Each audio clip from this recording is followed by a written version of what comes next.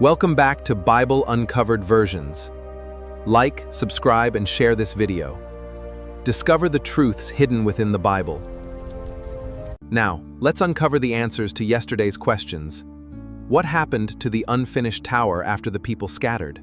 Could any remains of Babel still exist today? The project was abandoned, and over time the structure may have collapsed, been destroyed, or become buried beneath. Many scholars associate Babel with the ancient city of Babylon in modern-day Iraq. Archaeologists have discovered ruins of massive ziggurats there, but no one can prove that any surviving remains are the actual Tower of Babel. Its exact location remains a mystery.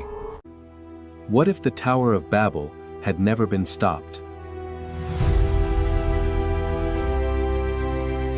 If God had not intervened, humanity might have continued uniting in pride and rebellion rather than spreading across the earth as He commanded.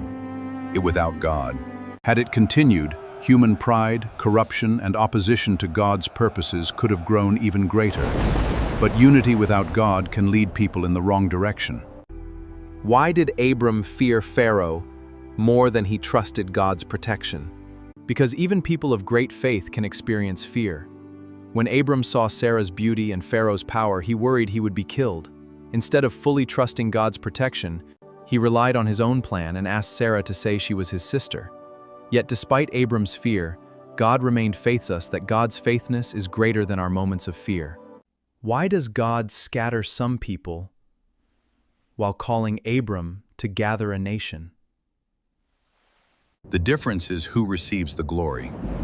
Babel represents humanity reaching upward in pride, while Abram represents faith and obedience to God's call. Today, let's uncover Genesis chapter 13. The choice of the heart. Abram and Lot's great separation. After leaving Egypt, Abram journeyed back. His wealth had grown greatly, but his faith remained his greatest treasure. Returning to Bethel, he stood before the altar. Lord, you have guided me this far. Your heart still seeks God above all else. Lot traveled with Abram and had become wealthy as well. Their flocks multiplied, their tents expanded, and their servants increased. Soon the land struggled to provide for them both. There is not enough pasture for all the animals. Our flocks need water too! Arguments erupted between the herdsmen. What began as a disagreement over land threatened to divide a family. Tension spread across the camp like a gathering storm. This pasture belongs to us! We arrived here first! This cannot continue. Abram saw the growing conflict and chose peace over pride. Though he was older and had every right to choose first, he humbled himself. His faith was stronger than his desire for possession. Let there be no quarrel between us. We are family. Choose any land you desire, and I will take what remains. Lot lifted his eyes and saw the fertile plains of the Jordan Valley. The land looked rich, green, and beautiful like a paradise. What he could not see was the darkness growing in nearby Sodom.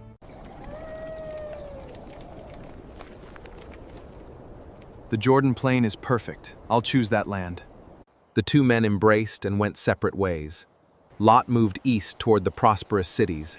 Abram remained in Canaan, trusting God instead of appearances. Lot pitched his tents near Sodom. The city seemed wealthy and successful, but its people were wicked and far from God. Lot saw the beauty of the land, but he did not see the danger of the city. After Lot departed, silence filled the hills. Then the Lord spoke to Abram once again. The promise that began years ago became even greater. Lift up your eyes, Abram. Look north, south, east, and west. All this land I will give to you and your descendants forever. Abram stood upon the hills and gazed across the land. Though he owned almost nothing, God promised him everything. His descendants would become too numerous to count. Your offspring will be like the dust of the earth. Lord, I trust your promise.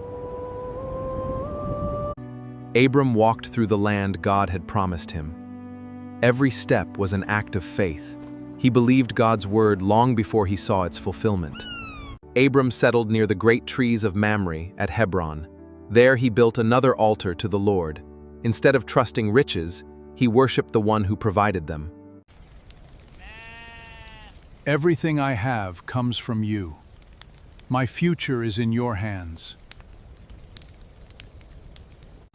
Sometimes, the best choice is not the attractive one. What looks good to our eyes may lead us away from God's path. Faith sees what the eyes cannot see. When God guides your path, you never lose by choosing peace.